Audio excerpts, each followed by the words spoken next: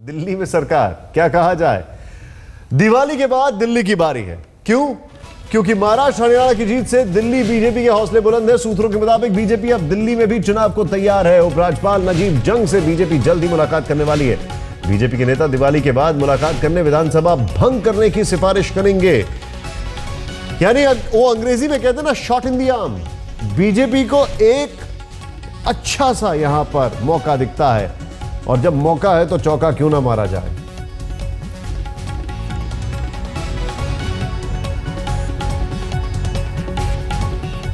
उत्तर पूर्वी दिल्ली से सांसद मनोज तिवारी दिल्ली में जल्द चुनाव चाहते हैं। हमारे संवाददाता पंकज जैन ने मनोज तिवारी से बातचीत की।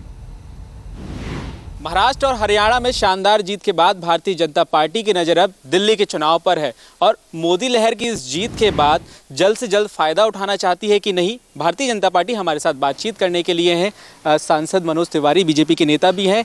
अब जल्द से जल्द क्या फ़ायदा उठाएगी भारतीय जनता पार्टी दिल्ली में चुनाव कराने के लिए? एक्चुअली फ़ायदा नहीं उठा रही है। मुझे लगता है कि ये बीजेपी के फ़ायदे की बात उतना नहीं है जितना दिल्ली के जनता के फ़ायदे की बात है कि यहाँ जल्दी से जल्दी एक चुनाव करा के और लोकप्रिय सरकार आए। हरियाणा में, महाराष्ट्र में जिस प्रकार से लोगों ने इस सरकार में विश्वास जताया है, 4 महीने की कार्यवाही पे जैसा विश्वास जताया है, मैं शुरू से बोलता रहा हूँ कि दिल्ली में एक बार चुनाव हो जाना चाहिए, ताकि जितने बहुरूपीय थे, जिनका सब मेकअप वेकअप खुल चुका है, आम आदमी पार्टी जैसे लोगों का, कांग्रेस का तो पहले से जो हाल है सारा लोग देख रहे हैं।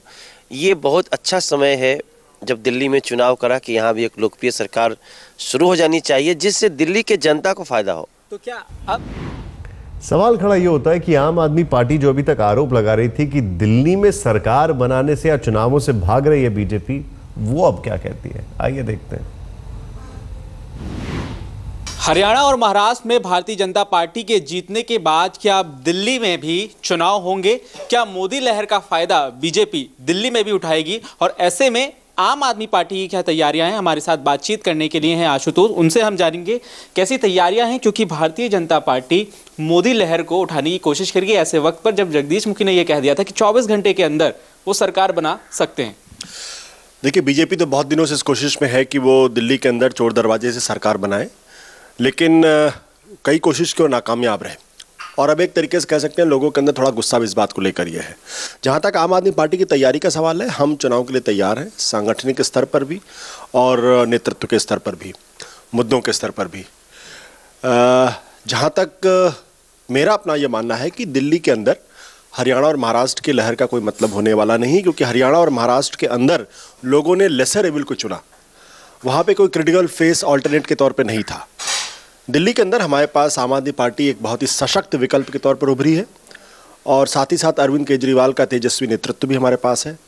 दिल्ली वालों के सामने जब सवाल ये खड़ा होगा कि वो अरविंद केजरीवाल को चुनेंगे या फिर जगदीश मुखी को, तो आप शहर के और अपने घर के बाहर किसी भी 10 आदमी से पूछ लीजिएगा और ये बात बिल्कुल स्पष्ट हो जाएगी कि लोगों की पसंद अरविंद केजरीवाल है। और उनके बीच सवाल खड़ा यह होता है कि दिल्ली विधानसभा की अभी स्थिति क्या है, आइए देखते हैं। देखिए, सीधे सीधे बीजेपी 31 सीट, ये 2013 के हैं, हालांकि कई उसके बाद मंत्री बन गए हैं। आप 28, कांग्रेस 8, अकाली दल 1, जेडीयू 1, अन्य 1, अकाली प्लस बीजेपी 32 हो जाता है आंकड़ा।